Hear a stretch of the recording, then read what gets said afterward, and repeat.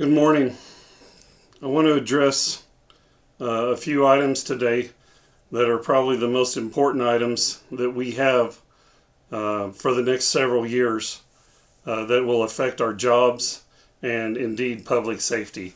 And that is the carrier's push for one-man crews and the disregard of public safety because of train length and blocked crossings.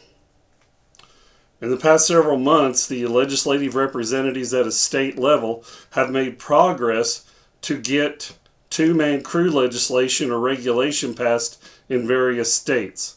I believe currently we're talking about 10 states. Kansas is one of them that did pass a regulation.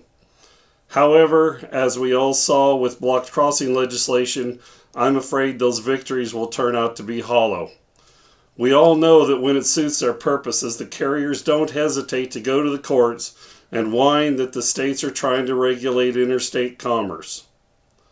So too, I believe they will go to the courts and say the two-man crew law or regulation is the state's attempt to regulate interstate commerce and have the laws or regulations declared unconstitutional.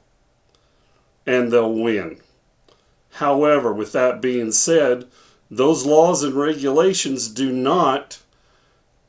are lost completely. They highlight to the federal legislature that this is an issue within their state. I believe that what we need to do is we need to combine these three hot button items into a legislative pact with other organizations to try to get a law, not a regulation, a law passed by the federal government that mandates crew consist size, the amount of time a crossing can be blocked, and the length of trains. To do this, what I believe we should do is a two-prong or two-front attack on this. First of all, we must join forces with the BLE. They have a dog in this fight also. They have conductors that belong to them, and as an engineer, I don't want to sit in the middle of who knows where by myself, letting the damn train run itself, and all I do is reset the alerter or block the crossings. So we need to start at a grassroots level and at the federal level. The grassroots levels consisting of having the local legislative reps for both unions split up and start asking for time at city and county commission meetings of which our lines pass through. They need to inform the city councils or the county commissions exactly what the carriers are trying to do and how this may affect their constituents.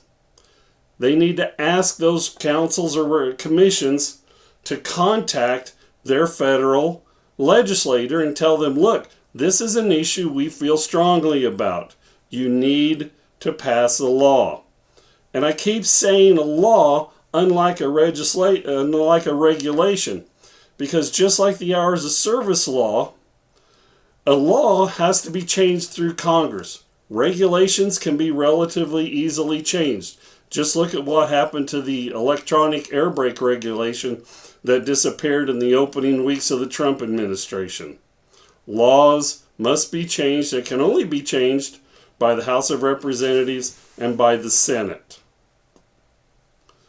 So, we ask the county commissions and the state and the city councils to contact their representatives. We also do that at a state level. Contact Washington. Make them responsible.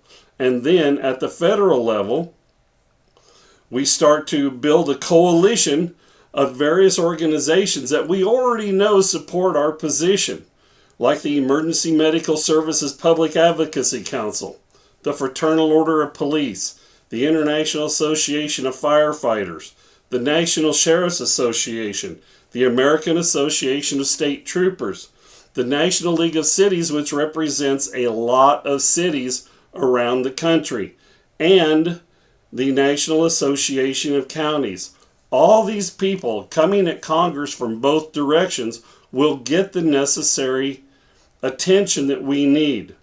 We do not need to call this a jobs issue. I do not believe we can win on jobs, as let's face it, most of the cities and counties don't really give a damn about us until it comes time for us to keep blocking their crossings, or God forbid an East Palestine, Ohio derailment happen. But notice now, that is gone from the news. The only people that are looking at it right now are ourselves, the NTSB, the NS, and the citizens who have been affected from that. Other than that, the only thing the cities and counties know about us is that we block their crossings forever. They forget that for the most part, the carriers have abandoned those cities. There used to be locals that ran both directions that would service every industry in the towns. Think about this as you're going down the tracks next time on the road. How many cities now no longer have any type of rail service, whether it's local or otherwise? We all know that the only thing the carriers want are unit trains of 100 cars or more and long intermodal trains. They don't care about servicing the small towns unless they can gouge the hell out of the customer, like moving hazmat or IH cars.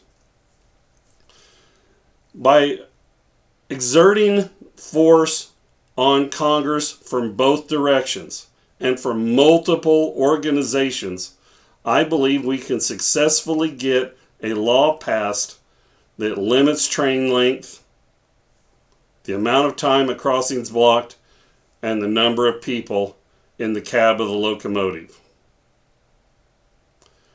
And while we're talking about a wish list, there are some regulations that need to be changed. Right off the bat, I would say 3 of them we need to petition the FRA with. Number 1, limbo time needs to be eliminated. We're still out there 14, 15, 16 hours. Just because the carrier gets us stopped and puts us in a siding doesn't mean our day is stopped.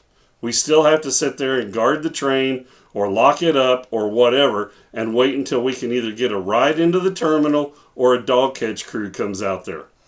Limbo time needs to be eliminated or more severely restricted. Count on duty time to the time you tie up.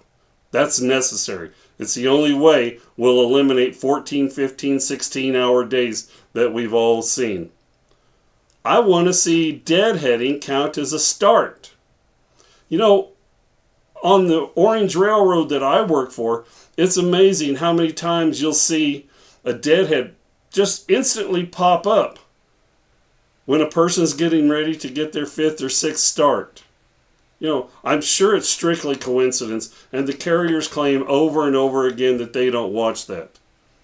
But what's that do? A deadheading sends that person back to his home terminal, and then his RSIA starts right all over again. Of course, you know, it just happened to where they needed to deadhead that person. And then one practice that I've seen that is just borders on cruel is the resetting of starts at the away from home terminal hotel. I don't know how many short pool people there are, but I know I've seen the extra board experience this. They'll get to an away from home terminal hotel and they'll sit there in the hotel for 24 and a half, 25 hours. So guess what? Oh yeah, now all of a sudden their starts reset under RSIA. We all know that being in a hotel is no picnic. And unless you've got a car, you're at the mercy of either walking or the hotel if you can get them to take you somewhere.